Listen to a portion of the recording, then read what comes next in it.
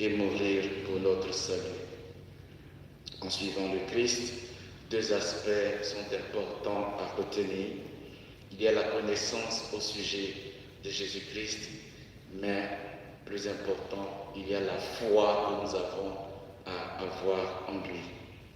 Et le Christ, en faisant comme un petit sondage pour savoir ce que ses contemporains disent de lui, il attend qu'on dise qu'il est tel, mais ce qu'il cherchait, c'est de retourner la question à ses plus proches disciples, apôtres, pour leur demander, pour vous, qui suis-je?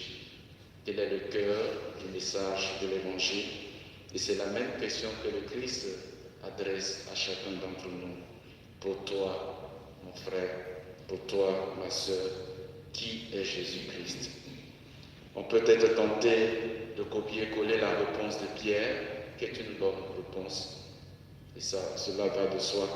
Mais cette réponse peut manquer d'une compréhension profonde, et c'est ce que le Christ a jugé bon de compléter en disant qu'il n'est pas le Messie à la manière du Messie d'Israël qu'on attendait, qui serait un roi qui viendrait tout victorieux, tout grandiose, pour abattre les ennemis du peuple d'Israël, parce que nous savons qu'en ce moment où le Christ parlait, son pays, Israël, était sous la domination des Romains, et donc de l'attente normale des Juifs, ils s'attendaient à ce Messie qui viendrait balayer tout le pouvoir des Romains et remettre leur pays en toute liberté, en toute indépendance.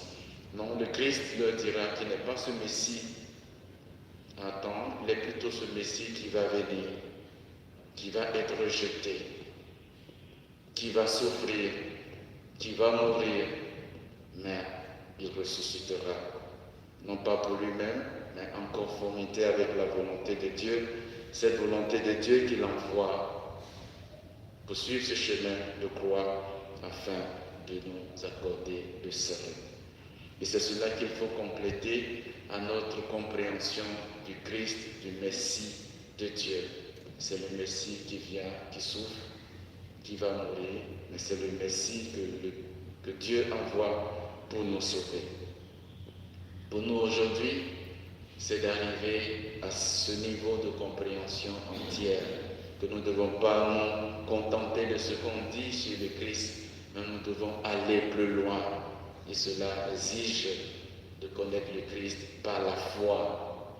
Et c'est le résultat d'une préparation, le résultat, je dirais, d'un approfondissement de notre foi, le résultat d'une intimité personnelle quotidienne avec le Christ pour découvrir qui il est véritablement pour moi, pour vous, pour chacun d'entre nous. Prions, disons merci au Seigneur, disons-lui que nous croyons qu'il est le Messie, nous confessons qu'il est le Fils de Dieu et nous remettons nos vies, ce que nous sommes, ce que nous avons entre ses mains pour faire la volonté de Dieu et qui nous aide à comprendre chaque jour que le chemin de la croix fait partie intégrale de la vie de tout disciple. Aide-nous, Seigneur, à comprendre cela, à ne pas rechigner quand les difficultés nous submergent, mais à prendre notre part de la croix, en reconnaissant que tu es le Fils de Dieu et qu'avec toi, le salut de Dieu est assuré.